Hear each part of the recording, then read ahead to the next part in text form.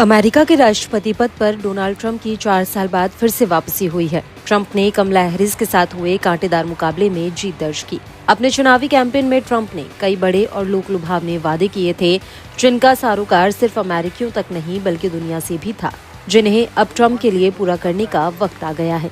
जी हाँ, घरेलू स्तर से इतर वैश्विक मामलों में ट्रंप ने अमेरिका को युद्ध से दूर रखने की बात कही थी। साथ ही 3.25 साल से चल रहे रूस यूक्रेन युद्ध और 1 साल से ज्यादा समय से चल रहे इजराइल गाजा युद्ध को रोकने तक का वादा किया था।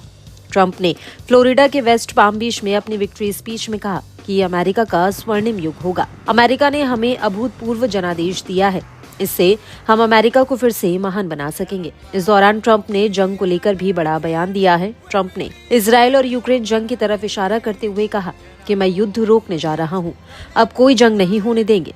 इसके अलावा उन्होंने अपने पिछले कार्यकाल को याद कराते हुए कहा कि हमने 4 के अंदर कोई जंग नहीं लड़ी, हालांकि ISIS को हराया था। डोनाल्ड ट्रंप ने चुनावी कैंपेन में कहा था कि मैं चुनाव जीता तो रूस और यूक्रेन की जंग को 24 घंटे में बंद करा दूंगा। भले ही 24 घंटे में ऐसा संभव नहीं हो पाए, मगर इसके पीछे ये साफ संकेत है कि यूक्रेन को सपोर्ट जरूर बंद या कम हो सकता है। जैसे ही अमेरिकी मदद मिलनी रुकेगी, रूस यूक्रेन के बीच शांति वार्ता की पहल तेज हो जाएगी। दरअसल नाटो और अमेरिका के दम पर ही यूक्रेन रूस के साथ अब तक युद्ध में टिका हुआ है। बता दें कि ट्रंप वोटर्स तक ये बात पहुंचाने में सफल रहे कि वैश्विक संकटों के लिए बाइडेन प्रशासन पूरी तरह से विफल और कमजोर रहा। बहरहाल ट्रंप की जीत से अमेरिका के दुश्मन ही नहीं बल्कि दोस्त भी परेशान हैं। उन्हें आशंका है कि क्या उनका दूसरा कार्यकाल भी पहले की तरह उठापटक से भरा रहेगा। खास तौर से ट्रंप की नाटो से हटने की धमकियां भी इसमें शामिल हैं।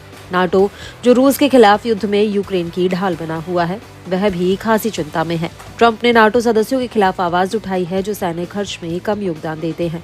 ट्रंप ने पिछले कार्यकाल में चेतावनी दी थी कि वे नाटो में सैन्य खर्च में कमी करने वाले देशों का बचाव नहीं करेंगे, साथ ही रूस को उनके साथ जो चाहे करने के लिए भी प्रोत्साहित करेंगे।